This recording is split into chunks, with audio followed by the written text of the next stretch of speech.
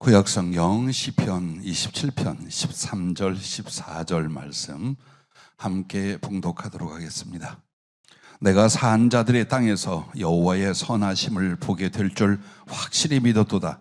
너는 여호와를 기다릴지어다. 강하고 담대하며 여호와를 기다릴지어다. 아멘.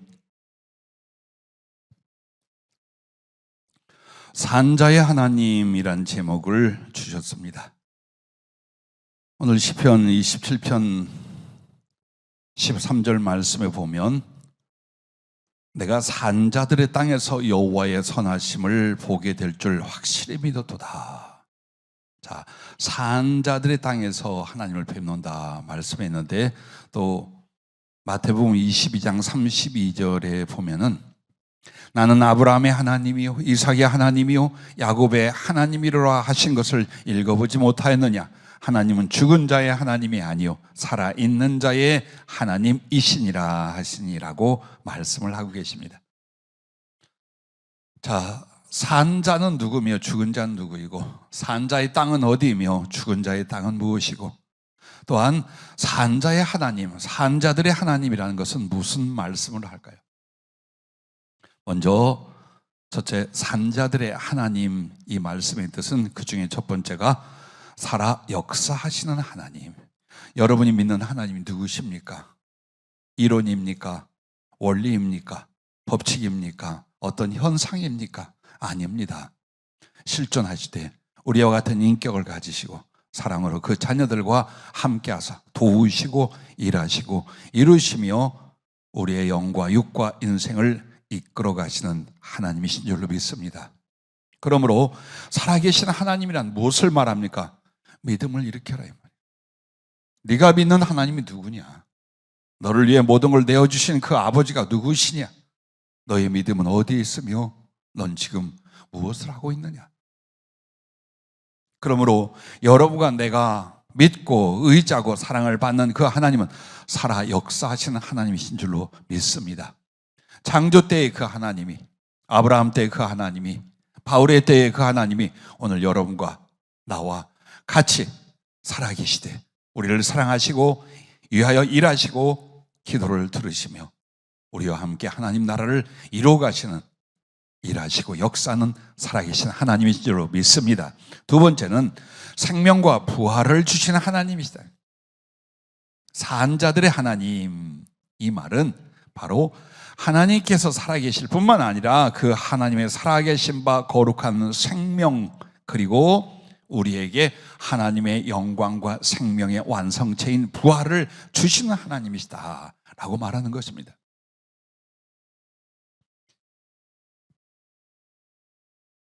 잠깐 이단에 치우친 사람에 대하여 이야기를 나누다가 그런 얘기를 들었어요. 자기들은 안 죽는다. 14만 4천, 그리고 자기들은 안 죽는다. 그러므로 지금 말하는 그 교주가 죽으면 내가 거기를 나오겠다, 이런 얘기를 해요. 여러분, 죽는다는 게 무엇입니까? 안 죽는다라는 것을 그렇게 중요해요. 여러분, 안 죽는 것은 존재하지 않아요. 죽는다는 게 뭐냐면 하나님의 영광과 거룩과 존재에 진입하기 위하여 썩어질 것, 죄악된 것을 벗는 것이에요. 그래서 어느 누구에게도 죽음이 없다면 육신으로 산다는 뜻이에요. 죄 가운데, 고통 가운데 이 모습 이대로 썩어가고 후패하고 죄악스러운 이 상태로 살아간다는 뜻이에요. 만약에 죽음이 없다면. 그러면 하나님 앞에 신앙인의 죽음은 뭐냐? 그 더럽고 낡아버린 옷을 벗겨주시는 거예요. 캐캐 묵어버린 오염된 죄악의 때를 말끔히 씻어주시는 거예요. 하나님의 형상과 영광과 생명과 사랑 안으로 들어오게 하사 그 영, 그 몸, 그 존재로 살아가게 하시는 거예요. 그래서 여러분과 나는, 그럼 엘리야가 죽지 않았고 에녹이 죽지 않았, 여러분, 그들이 안 죽었단 말이 아닙니다. 하늘로 직접 들려 올라가는 걸 봤다는 것입니다. 그러면 하늘로 올라가면 어떻게 될까요? 그 늙은 몸 그대로 죄 있는 몸 그대로 지금 이 모습 그대로 삽니까? 아니요. 홀연히 변화돼요. 즉 한마디로 죽음이 너무나 순식간에 표적적으로 임하여 모르는 것뿐이에요. 하늘에 올라가거나 소위 말하는 공중들림 휴거가 있잖아요. 그들은 안 죽고 간다 그래요. 그게 아니라 죽음이라는 공포나 상황에 처해지지 않은 순식간의 죽음, 순간적인 하나님에 의한 죽음으로의 변화예요. 그래서 어느 누구도 안 죽어. 영원히 안 죽어요. 다만 육신을 벗어요. 이 이치와 진리를 모르기 때문에 죽음에 대해서 굉장히 두려워하고 죽지 않는다는 교리를 가지고 이단이나 특수한 교리를 만들어내기도 해요. 죽지 않아? 죽어요. 죽는데 그 죽음이 멸망의 죽음이냐, 공포의 죽음이냐, 존재의 소멸이냐, 그게 아니라 변화라는 거예요. 단지 하나님과 같은 변화가 뭐냐? 죽음이라는 거예요. 그래서 하나님은 죽을 우리들의 하나님이 아니라 하나님의 생명과 부활의 변화의 하나님, 그걸 우리에게 주신 하나님이라 그 말이에요. 그러므로 여러분과 내가 이미 하나님의 생명을 받았다라는 건 결코 영적 죽음, 멸망의 죽음, 성경이 말하는 두 번째 사망이라는 그 죽음을 안 겪는다는 거예요. 육체를 벗는 죽음은 죽음이라 말하지도 않아요. 육체를 벗는 것은. 그래서 하나님의 생명이 들어왔기 때문에 이제는 육의 생명, 죄의 생명, 썩어지는 생명, 그것은 벗어내는 변화를 우리에게 가져오는 거예요. 그래서 여러분은 이미 하나님의 생명이 여러분 안에 있거니와 이제는 육체를 벗을 거예요. 그리고 그 하나님의 생명은 하나님의 사랑으로 말미암아, 하나님의 영으로 말미암아, 그리고 하나님의 나라와 하나님의 모든 영광을 수여받는 부활로 말미암아 연결이 되어 간다는 것을 믿으시기 바랍니다. 그러므로 여러분과 나는 살아서 믿는 자는 영원히 죽지 아니하리라, 이 말은 멸망의 죽음, 지옥의 죽음, 고통과 존재 소멸의 죽음, 이게 아니라 그냥 육신을 벗는 건 주 안에서 죽음이란 말을 쓰지도 않는 거예요, 성경에서. 그래서 산자들의 하나님이라는 것은 우리에게 그 하나님이 생명을 주시고 그리고 그 생명의 완성체인 부활을 주신 하나님이시다라고 말하는 것입니다. 마태복음 22장에 보면은 사두개인들은 부활이라든지 천국이라든지 천사들이라든지 이런 신령한 것들을 안 믿었어요. 그래서 예수님을 시험코자 이런 이야기를 해요. 어떤 사람이 형제가 7인데 첫째가 장가를 가서요, 자식 없이 죽었답니다. 그래서 율법에 의하여 이제 둘째가 그 형수되는 이에게 자식을 낳아오자 들어가요. 이렇게 했는데 7이 다 죽었대요. 그리고 하는 말이 부활의 때에 그는 누구의 아내가 됩니까? 이걸 시험을 하고 있어요. 그때 주님이 한 말씀 하십니다. 부활의 때는 시집가고 장가가고 육신을 입고 살 때와 같지 않다. 그러면서 그 죽은 자의 부활을 의심하고 믿지 않는 그들을 향하여 죽은 자의 부활을 논할진대 하나님이 너희에게 말씀하신 바 나는 아브라함의 하나님이요 이삭의 하나님이요 야곱의 하나님이로라 하신 것을 읽어보지 못하였느냐. 하나님은 죽은 자의 하나님이 아니요 살아있는 자의 하나님이시니라 라고 말씀을 해요. 자, 이 말은 그들은 그들의 아주 오래 조상 아브라함이라 믿고 그 다음에 그의 아들, 그의 손자 이삭과 야곱의 하나님이라 불러요. 왜 부르는 거예요? 왜 그렇게 부르느냐라고 주님이 다시 일깨워 주시는 거예요. 그들은 이미 1000년 전에 혹은 수천 년 전에 존재했을지라도 하나님에서 그들은 살아있다. 그들은 하나님의 생명과 나라로 살아있는 존재들이다. 그래서 그 말은 아브라함의 하나님, 이삭의 하나님, 야곱의 하나님이라고 말하는 곳 살아있는 자들의 하나님이 오늘 너도 주 안에서 살아있기에 너와 함께 살아계신 하나님이시다. 할렐루야. 그걸 가르쳐 말하는 것이다 라고 이들에게 일침을 가하고 있습니다.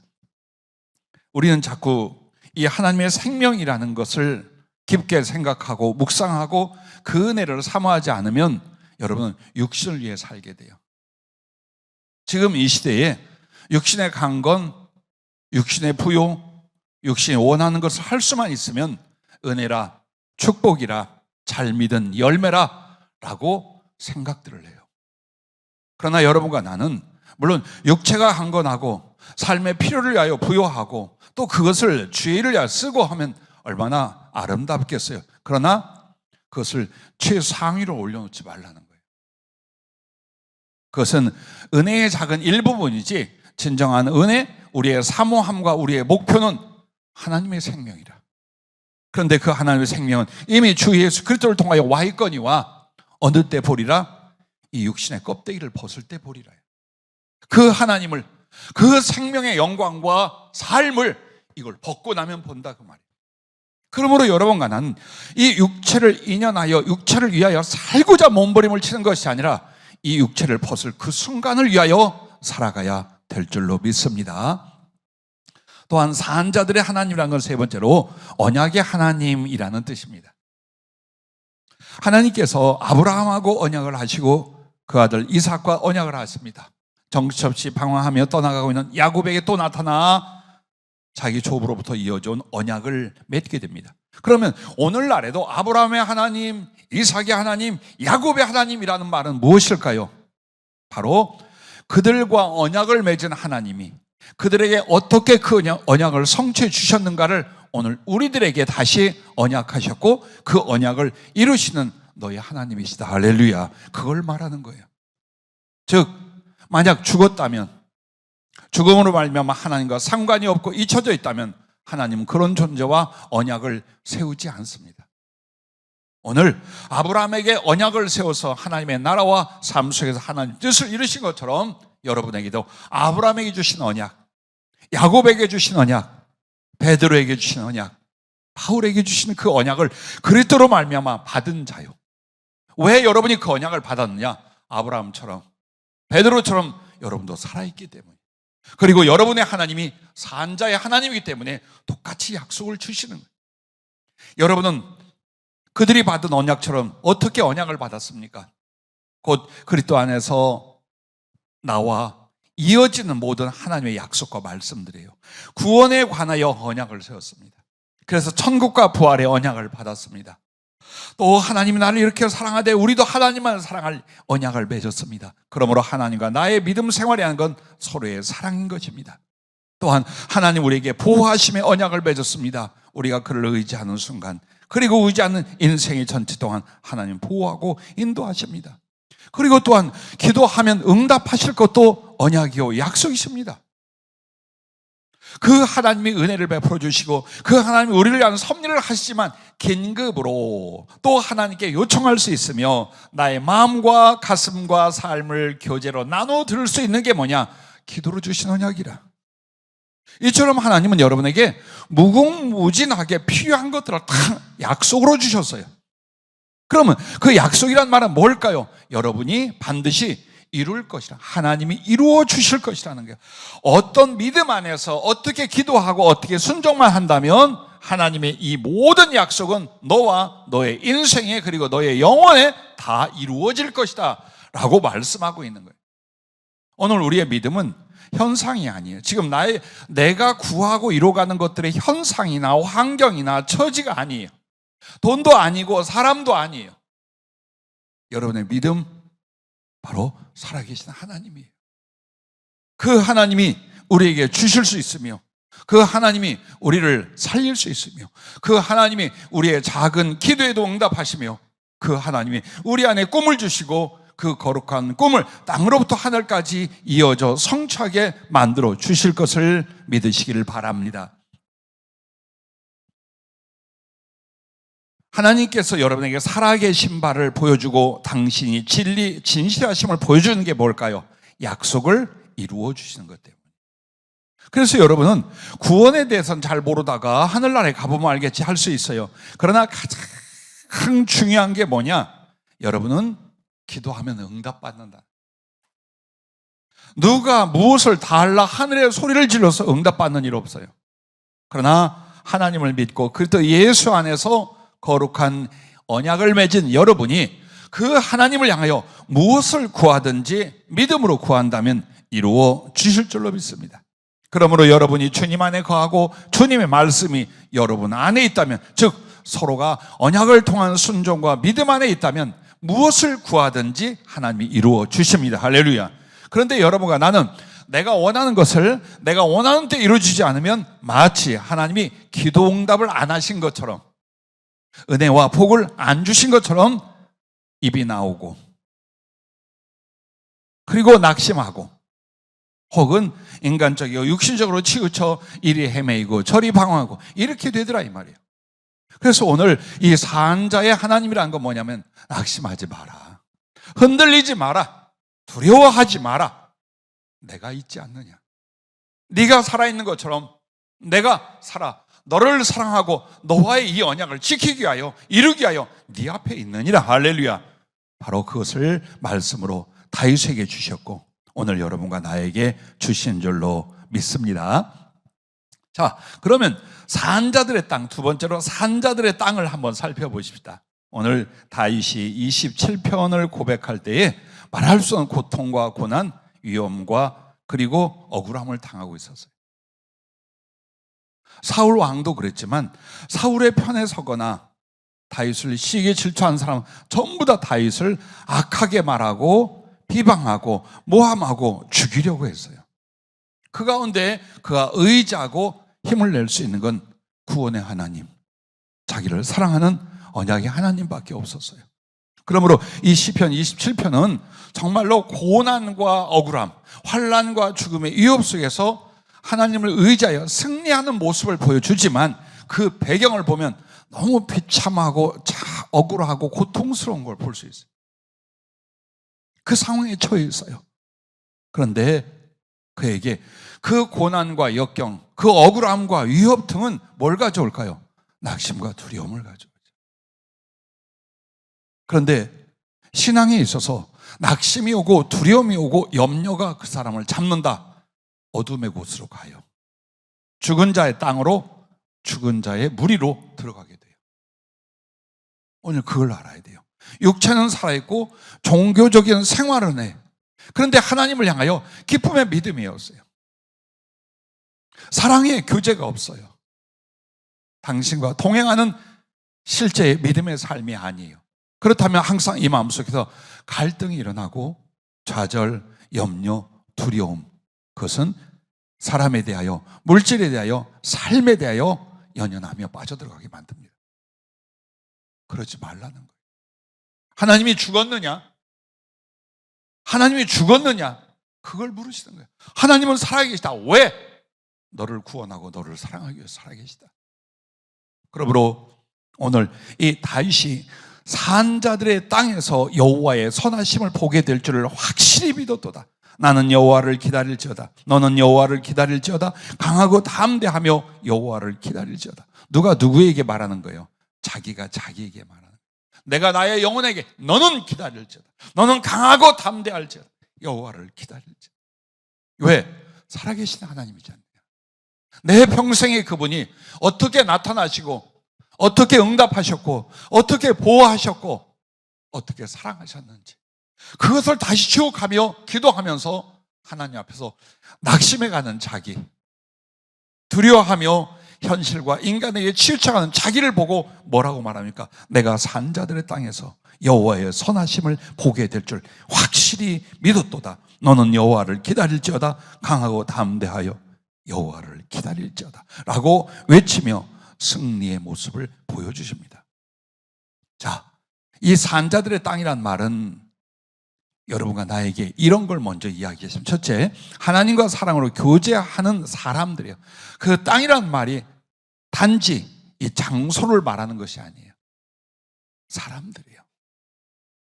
그러면 하나님과 사랑으로 교제하는 사람들이 누굽니까? 그들이 혹시 감옥에 갇혀 있다 할지라도, 말할 수 없는 고난과 버림과 배반을 당한 위치에 있다 할지라도 그곳, 그 사람이 있는 그곳은 죽은 자의 땅이 아니라 이 말이에요. 상황은 죽은 자의 땅 같아. 상황은 죽음의 어두움 같아요. 그러나 그 사람은 지금 하나님과 사랑하고 있어요. 거룩한 영적 교제가 심령과 삶 속에서 이어지고 있어요. 그렇다면 이 사람은 누구냐? 살아있는 자, 하나님 앞에 살아있는 자, 살아계시는 하나님과 그로 은혜로 말미암아 살아있는 자라 이 말이에요. 그러면 그가 살아있고 하나님을 살아계시는 절망이, 죽음이, 위협이 그를 삼킬 수 없다.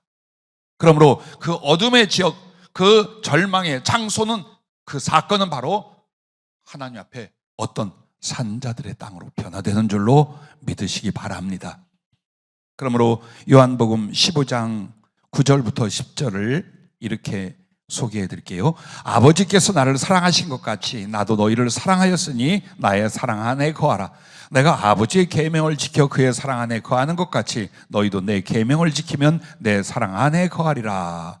즉 하나님의 그 사랑을 실천하는, 하나님의 거룩한 계명에 순종하는 자는 바로 예수님을 사랑 안에 거하고 예수님과 함께 아버지 안에 거한다. 그러면 이 말이 뭘까요? 그 주님의 사랑을 받았기에 주님과 그리고 주변을 사랑하게 되는 거룩한 사귐, 거룩한 교제 안에 있는 걸 가르쳐 말해요.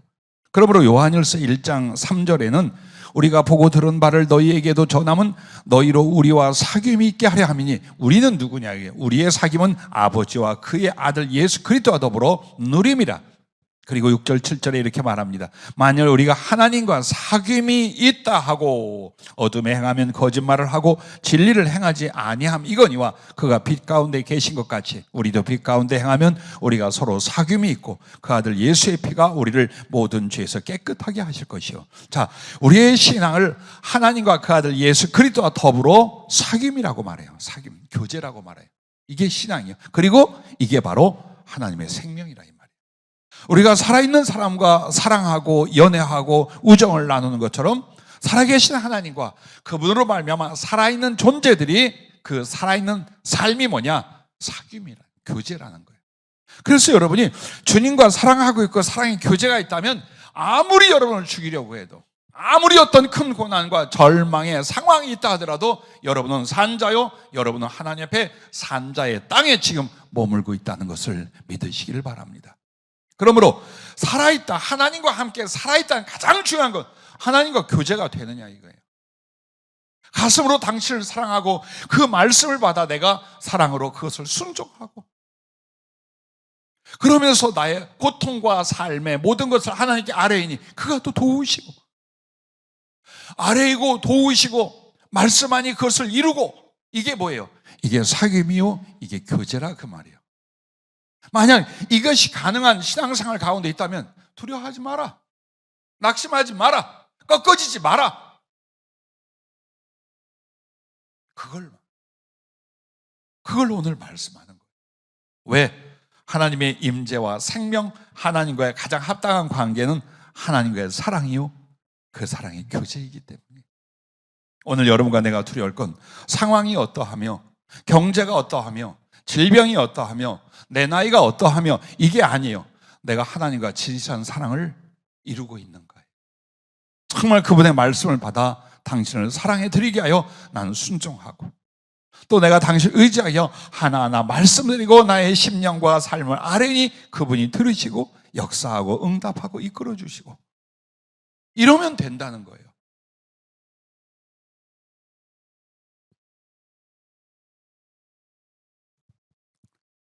다윗이 죽은 자들이 죽음으로 그의 영육과 존재를 잡아당기고 있는 거예요. 오늘 우리들에게도 죽은 자들이 우리를 죽음의 땅으로 이끌려고 해요. 그래서 두 가지를, 하나는 위협과 협박이에요. 또 하나는 유혹이에요. 그렇게 해서 자꾸 우리가 살아계신 하나님과 순종과 사랑의 깊은 관계, 거룩한 교제를 못 맺게 하고 염려하고 욕심내게 하고 두려워하고 이기적으로 치우치게 하고, 이렇게 하면서 현실과 육신으로 치우치면 우리의 삶이, 나의 영혼이 어디로? 어둠 속으로 죽음의 땅으로 이끌려가는 거예요. 다윗을 그렇게 만들려고 그랬어요. 많은 믿음의 사람들을 사단과 죽음의 사람들은 죽음으로 인도하려고 했어요. 오늘 육신의 죽음이 죽음이 아니에요. 믿음을 잃는 거예요. 사랑을 잃는 거예요. 사랑의 충성의 사명을 잃어버리는 거예요. 그러나 내가 하나님과 거룩한 사랑의 교제가 있는 한 하나님은 살아계시지만 나도 그 안에서 살아있고 나는 지금 이 순간이 이 자리가 산 자의 땅이 되는 줄로 믿으시기를 바랍니다. 그러므로 시편 27편은 승리의 노래예요. 하나님의 은혜로 말미암아 하나님께서 그에게 얼마나 선하시고 그의 방패가 되시고 그의 산성이 되어주시고 그를 지켜주는 자가 되는가를 보여줘요. 그는 하마터면 죽은 자들에 의하여 죽음으로 말미암아 죽음의 땅에 거꾸러질 뻔했어요. 그러나 살아계신 하나님이 자기의 작은 믿음과 하나님을 바라는 그 거룩한 교제 안에서 승리하게 만들어요. 그래서 지금 아브라함이 그랬듯이, 믿음의 사람들이 그랬듯이 다윗 자신도 내가 처해진 이곳이 어디냐? 산자의 땅이래. 살아있는 자들, 살아계신 하나님을 섬기고 그분이 통치하고 그분이 함께하는 산자들의 땅에서 하나님의 선하심을 난 확실히 믿었도다. 할렐루야. 항상 여러분의 외침이, 여러분의 가슴이 그리 될 수 있기를 바랍니다.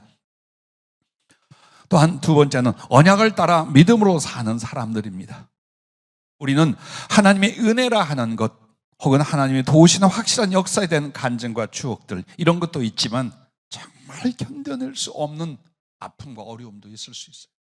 믿는다 하지만, 충성한다 하지만 풀어지지 않는 것, 정말 가난, 괴로움, 고통, 억울함, 이거 당할 수 있어요. 그때 여러분은 뭘 바라보라는 거예요? 산자들의 땅, 살아계신 자들의 하나님, 그걸 바라보는 거예요. 그래서 그걸 바라보는 게 뭐냐? 약속을 믿는 거예요. 약속을 붙드는 거예요. 구원의 약속을, 나의 하나님 되시겠다는 그 약속을. 대신 언약과 약속은 서로 쌍방이 이루는 거예요. 왜 우리에게 믿음의 힘이 없느냐? 하나님의 말씀을 바라긴 하는데 자기는 그걸 안 해. 그런데 하나님과 나의 관계는 언약이요, 약속이란 말이에요. 언약과 약속이란 서로 하는 거예요. 하나님이 나를 구원하시겠다면 나는 그 구원을 향하여 어떻게 해요? 하나님만을 하나님으로 섬기겠다고 약속을 하고 언약을 맺은 거예요. 그리고 그 하나님이 나를 구원하시고 하늘나라를 주시게 하여 나는 나의 믿음에 대해 어떤 내용을 갖는 거예요? 그리고 예수께서 나의 구주 되심을, 그의 죽으심이 나의 죽음이요 그의 부활이 나의 부활 되심, 바로 이 사건을 통하여 나는 어때요? 이 믿음을 하나님과 언약을 갖는 거예요. 그래서 그 믿음을 결코 저버리지 아니하며 그 믿음으로 말미암아 살아가는 거예요. 이게 언약이야. 내가 하나님께 드리는 언약이란 말이에요. 그러므로 그분이 내게 주신 언약을 나는 내가 하나님께 건 언약을 가지고 나아가는 거예요. 그렇다면 하나님은 주신 약속대로, 그 약속을 믿는 믿음대로 역사하시고 은혜 주시고 변화시키시더라. 할렐루야. 우린 그걸 믿어야 돼요. 감정이 아니에요. 은혜의 감정 좋죠. 평안하고 기쁘고 막 가슴이 뜨겁고 너무 좋아요. 다 말라버려서 너무 고통스럽고 어려운 시간이 오래가면서 다 말라. 정말 내 속에는 생수의 샘이 한 방울도 안 나는 것 같아요. 주님 앞에 눈물도 안 나와. 삶을 이어가는 하루하루가 너무 고통스럽고 힘이 드는 그런 순간, 그런 상황들 있을 수 있단 말이에요. 그러나 여러분에게 절대 끊어지지 않는 것이 있어요. 주님과 나와의 언약이야. 이 환경을 보는 게 아니라고 했잖아요. 어디서 사람이 나를 도우며 경제력으로 어떻게 내가 헤쳐나갈까가 아니라는 거예요. 살아계신 그 하나님이 내 감정은 말랐어도, 내 상황과 처지는 형편없어도 하나님의 말씀, 그 약속, 그리고 그 약속을 바라고 믿는 나의 믿음만큼은 꺾어지지도 무너지지도 않는 거예요. 그때 여러분은 죽은 자, 죽음의 땅에 있는 게 아니라 산자의 땅에서 살아계신 하나님을 만나게 되는 줄로 믿으시길 바랍니다. 우리는 소위 우리의 믿음과 은혜라는 것을 감정에다 두려고 하거나 환경과 처지에다 두려고 해요. 이 감정이 싹 말라버리면 은혜고 뭐고 아무것도 없고 하나님께 사랑받지 않는 것 같아. 그리고 일이 잘 안 되거나 어려움과 고난의 시간이 정말 많이 가면 그때도 역시 어때요? 하나님은 나를 귀중히 여기지 않아. 나는 하나님께 뭔가 잘못하고 사나 봐. 나는 뭔가 하나님 앞에 사랑받지 못하는가 봐. 이렇게 점점 어디로 갑니까? 낙심으로 가고 절망으로 가고. 근데 낙심과 절망으로 가서 멈추느냐가 아니에요. 그러면 이제부터 어디로? 육신으로 치우치고 세상으로 가고 죄로 나가고 인간적 방법으로 나가게 돼요. 그럼 이미 그 모습이 뭐냐? 죽은 자가 됐고 죽은 자들의 땅에 머물게 되는 거예요. 그러므로 감정이라든지 상황과 형편이 아니라 여러분이 믿는 하나님의 말씀과 약속들이 있잖아요. 뭘 믿어요? 성경 전체예요. 그러나 여러분은 그 성경 전체 말씀 중에도 어느 것을 가슴에 두고 일생 그걸 붙잡고 혹은 그걸 의지하여 소망과 기도를 하고 있는 줄로 알아요. 때로는 성령이 직접 여러분에게 하신 말씀이나 혹은 주의 종을 통하여 성령이 주신 약속과 비전이나 이런 것들을 가슴에 두었잖아요. 흔들리지 말아요. 흔들리지 말아요. 말씀을 하시는 하나님은 그 말씀을 이루심으로 당신이 살아계신 하나님과 진리이심을 우리에게 언제나 증명하셔요. 그러니 염려하지 마라. 사람의 인격은 못 믿고 사람의 존재는 못 믿을지라도 살아계신 하나님이 만약 그렇게 성경에 써주셨거든, 내가 그 말씀을 아멘으로 믿고 따라가고 있거든, 혹은 성령으로 말미암아 하나님이 나에게 약속하신 것과 나에게 비전을 제시하신 것 있다면 내 믿음이 흔들리지 않는 한, 내가 자포자기하지 않는 한 하나님 그걸 이루신다 그 말이에요. 그게 믿음이에요. 여러분, 그게 생명이 주님과 연결되어 있는 믿음이라 그 말이에요. 그래서 자꾸만 감정이 일어나는 것 혹은 상황과 저지의 형편을 보면서 낙심하거나 염려하거나 인간적인 모습으로 치우치지 말라. 여러분은 어때요? 어떤 상황 속에도 하나님의 말씀, 나를 향한 약속을 붙드는 거예요. 무엇으로 말미암아? 나도 그 언약 앞에 하나님께 드린 기도나 서원이나 그 믿음을 굳게 하는 거예요. 한 분 하나님만으로 내가 섬기겠다 했어요. 여호와 하나님을, 예수 그리스도를. 그러면 나는 어때요? 하나님이 나를 구원하시고 나의 한 분 하나님이 되어주시면 나도 역시 그 하나님만을 믿고 섬기게 하여 모든 걸 거부하고 모든 걸 버리고 때로는 그 믿음을 위하여 죽음도 불사해야 되는 거예요. 이런 것만 간직하라 이 말이에요. 정말 내가 하나님께 드린 약속, 하나님과 내가 맞은 약속. 근데 그 끝으로 오면 뭐가 있어요? 기도해. 그럼 내가 들어주마. 근데 대부분 기도하면 하나님 이루어주신다는 것이 언약이라고 생각 안 해요. 그냥 애매하게 생각해요. 그런데 기도는 하나님의 언약이에요. 기도해라. 내가 이루어주마라는. 그리고 기도하는 사람은 어떤 사람이에요? 하나님을 경외하고 그를 의지하고 믿기 때문에 기도하는 거예요. 즉 이것은 믿음의 행위예요. 믿어 기도하는 건 하나님에 대한 언약의 믿음의 행위에 속하는 거예요. 그래서 하나님은 여러분에게 반드시 그 기도에 대해서 응답하고 역사해 주시더라. 언제? 가장 좋은 것으로 가장 좋은 때예요. 아브라함이 75세에 자식을 약속받아요. 후손을 약속받아요. 그런데 100세에 얻었어요. 왜? 그때가 가장 좋은 때예요. 아브라함 입장엔 그랬을 거 아니에요. 내년에 내가 80 되기 전에, 그래서 이런 일 저런 일 하기 전에 자식을 키우면서 자식과 친구처럼 그런 사랑도 하고 잘 양육하여 앞으로 모든 걸 맡아 이끌어갈 자로 세우고 이런 거 다 가졌을 거 아니에요. 근데 안 주셔. 분명히 주셔. 강금히 말씀 주시고 언약 주셔요. 근데 자식은 실제로 안 생겨요. 그럼 우리는 그걸 어떻게 생각할까요? 가장 좋은 것을 가장 좋은 때에 주셔요. 그때까지 믿음이 약해지지 아니하고 주님을 소망하고 주님을 바라요 그분과의 이 사랑과 믿음의 교제를 이어가면서 기도하고 있으면 하나님 반드시 주실 줄로 믿습니다. 그러면 아브라함에게서 왜 100세의 아들을 얻은 것이 가장 좋은 때였느냐? 그 안에 그는 모든 시험을 다 거쳐요. 자기를 변화시키고 오직 하나님 앞에 자기를 성숙시켜요. 그 시간에 그리하여 그 아들을 받으니까 그때는 어떻게 합니까? 달라 하니까 하나님께 바칠 수 있었어요. 미리 줬더라면 주님 안 됩니다. 차라리 날 죽여. 나를 죽이라고요 주님. 이렇게 나오지 이상 못 내놔요. 변화와 성숙이 이루어져요. 가장 좋은 때라는 건 뭘까요? 주님을 향하여 변화와 성숙을 이룬 때예요. 하나님은 그냥 육신의 필요 따라 팍팍 주시는 하나님이 아니라 이거 하나까지도 저런 것까지도 우리의 기도와 필요를 가지고 우리를 구원에 합당한 사람, 하나님의 영광과 상급에 합당한 사람, 그리스도 예수의 형상과 하나님을 사랑하고 영광을 돌리는데 성숙한 사람으로 만들어 가시는 거예요. 그래서 여러분과 내가 육신과 현실보다 더 중요한 건 하나님 앞에 내 영혼이 사랑과 그리고 주님을 닮음에 있어서 성숙해질 수 있다면, 잘할 수 있다면 고난이라도 가난이라도 부요함이라도 어떤 충성이라도 내가 기쁨으로 감사함으로 감당하겠습니다. 이게 진짜 믿음인 거예요. 그리고 이게 어때요? 눈이 열려 있는 거예요. 눈이 닫혀 있고 내 안에 빛이 없으면 어때요? 자꾸 육신적이고 현실적이고 세상적이고 물질적인 여기로 치우쳐 그렇게 망해. 여러분은 거기서 건짐을 받는 사람이지 거기다 꿇어받고 그걸 통해 하나님의 일을 해라, 그걸 통해 행복을 찾으라 라고 하시는 게 아니에요.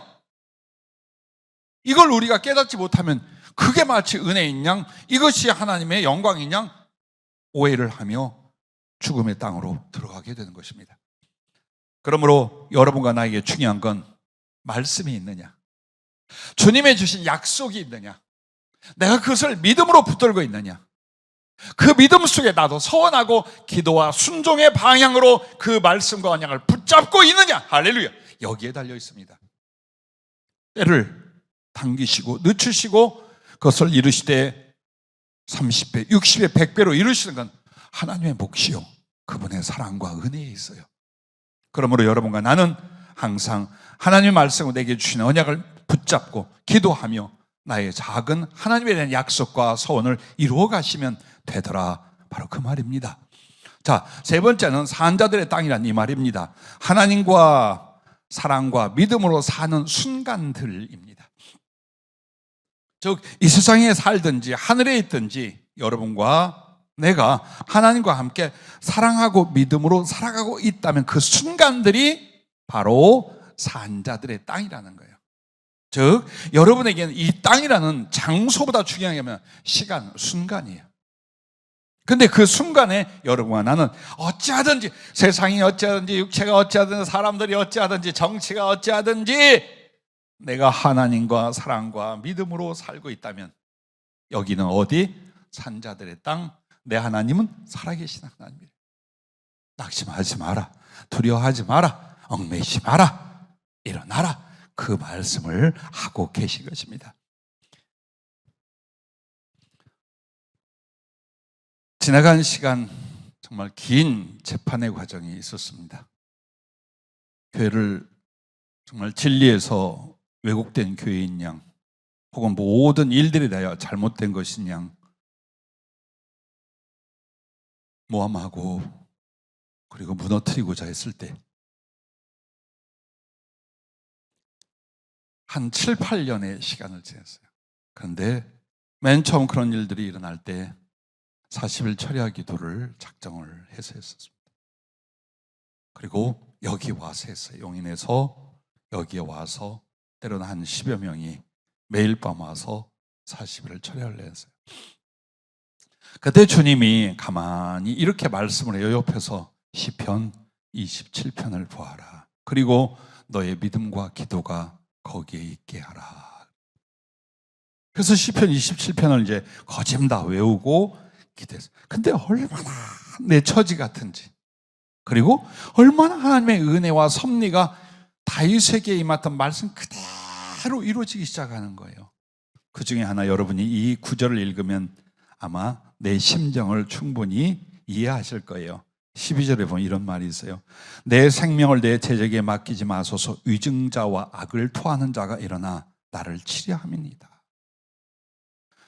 재판 과정, 모든 과정에서 신앙인이 아니야. 왜 저렇게 거짓말을 하고 뒤집어 씌우려고, 왜 저렇게 악해졌을까 할 정도에. 근데 구절이 이렇게 나오는 거예요. 위증자와 악을 토하는 자가 일어나 나를 치려함이니이다. 한순간 한순간 이 말씀들을 붙들고 견디고 찬송할 수 있었어요. 그리고 약 7, 8년 뒤에는 과연 그런 결과를 주님이 이루어 주셨어요. 그때는 정말 그냥 푹 쓰러져서 죽었으면 좋겠었어요. 그냥 내가 일부러 죽을 수는 없고 기도하다가 혹은 자다가 혹은 길을 가다가 그냥 심장이 멈추고 이대로 죽어버렸으면, 그런 순간이 수도 없어요. 왜 죽어버렸으면 했느냐? 내가 악에게 치치면 내가 죽여버리겠더라고요. 정말 내가 악에 이끌리면 앞뒤 분별 없이 가서 다 죽여버릴 것 같은 그렇게 되기 전 차라리 나는 죽는 게 낫다 할 정도. 심장이 엄청 그때 약해졌어요. 지금도 막 운동하고 하니까 굉장히 건장한 줄 알아요. 그렇지 않아요. 나도 누우면 여러분하고 이제 인사할 겨를을 주님께 갈 수 있어요. 근데 그 시간 동안에 정말 함께 해준 믿음의 동지들의 사랑이 굉장히 큰 힘이 됐어요. 그리고 무엇보다도 주님은 환상으로 나타나고 기적을 이루시기보다는 말씀으로 곁에 나타나시고 그 다음에 조용히 그 말씀이 어느 날 이루어지게 하는 거예요. 모든 그 과정들 전체를 주님이 미리 말씀하고 이루어지는 걸 보게 하고 말씀하고 이루어지는 걸 보게 하고 그렇게 평생이 그랬지만 그 가장 고통스러운 순간에도 언제나 주님은 이렇게 내가 하마 너는 이렇게 하라 그 말씀을 바라게 하고 기도케 하고 기다리게 하고 이루시는 하나님을 보아왔어요. 그리고 여러분의 인생을 뒤돌아보세요. 우리가 살아왔던 날들을 보세요. 우리의 기도에 응답 안 하시는 게 있는가? 또 우리를 내쳐 버리시는 순간이 있었던가? 언제나 사랑하셨고 언제나 약속대로 이루셨고 그 기도를 기꺼이 기다리사 받아주셨고 응답해 주셨어요. 그러므로 어느 순간에도 여러분은 주님과 함께 사랑을 이루십시오. 그리고 그분의 말씀과 거룩한 약속을 붙든 믿음으로 사십시오. 하나님은 역전의 하나님. 우리가 설사 잘못하고 부족하여 일어난 고난일지라도 하나님은 역전을 시켜요. 그래서 여러분들이 많은 죄인들에게 혹은 많은 연약한 자들에게 살아계신 하나님의 선하심과 그의 언약을 이루심에 대하여 간증하고 증언하게 만들 것입니다. 부디 이 순간들이 힘들고 어렵다 할지라도 왜 오늘 하나님께서 이 말씀을 저에게 그리고 여러분에게 택해 주셨는지 우리 자신은 잘 알 줄로 압니다. 주님, 죽은 자는 누굽니까? 뭐 믿지 않는 자다, 죄인이다 이런 말 할 수 있잖아요. 근데 이렇게 표현하셔요. 하나님이 그들에게 없는 자 혹은 하나님께 잊혀진 자, 하나님이 가슴에서 버리는 자들이 있답니다. 그들이 바로 죽은 자다. 그래서 그 죽은 자와 산 자, 죽은 자의 땅과 산 자의 땅을 어디에 보여주시느냐? 출애굽의 9번째 재앙이 3일간 흑암이 완전히 애굽을 덮어요. 그러나 하나님을 믿고 바라는 이스라엘 백성들의 땅에만 빛이 비칩니다. 어둠과 빛, 이것은 바로 죽음과 삶에 대하여 죽음과 하나님의 살아계신 생명 역사에 관하여 보여주시는 거예요. 그리고 정말 장자들을 쳐 죽일 때도 언제 했느냐? 어둠, 밤에 했어요. 그러나 그 죽음이 어둠과 함께 올 때에 그리스도의 피를 상징하는 어린 양의 피를 문설주와 지방에 바른 모든 집은 다 그 죽음이 넘어갑니다. 거기서 주님이 자 봐라, 산자의 땅과 죽은 자의 땅이 훨씬 부요했고 훨씬 강대국이었어요. 모든 곳에서 능력 있고 힘 있고 마음대로 할 수 있었어요. 그러나 애굽은 죽은 자의 땅이에요. 노예가 되어 있고 정말 가난하고 정처 없지만 하나님이 계시기에 이스라엘 곳에는 바로 산자의 땅이 되었던 거예요. 오늘 여러분과 내가 이 질문을 할 거예요. 왜 하나님께서 아브라함을 갈대아 우르, 지금 아라비아 동방 쪽이에요, 거기에서 불러서 가나안 약속의 땅으로 불렀는가? 왜 그랬을까? 보십시오. 아담이 범죄하여 에덴으로 쫓겨났는데 어디로 갑니까? 에덴의 동쪽으로 갑니다. 그럼 에덴이 어디쯤이냐?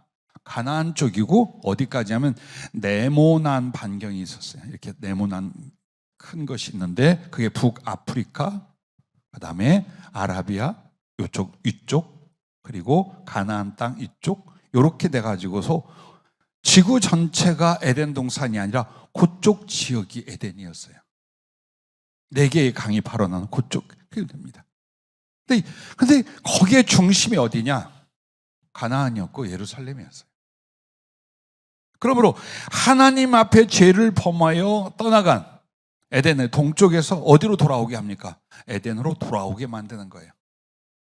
이 과정은 죽은 자들 가운데서, 죽은 자의 땅에서 하나님을 믿는 하나님의 사람들은 산자의 땅, 하나님의 땅으로 돌아오게 만드는 거예요. 그렇게 해서 이 가나안으로 돌아오게 하는 것은 중요한 게 예루살렘 때문이었어요. 그리고 그 상징은 바로 에덴이에요, 거기가.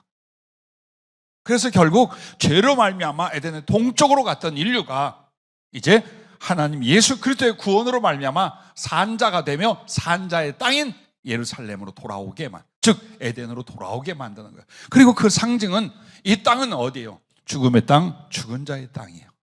산자의 땅은 바로 하나님 나라 주의 보좌 앞이에요. 그래서 우리를 결국 그리로, 아브라함을 약속의 땅으로 부르는 것처럼 우리를 결국 하나님의 나라로 불러가신다는 걸 성경 전체가 말하고 있는 거예요.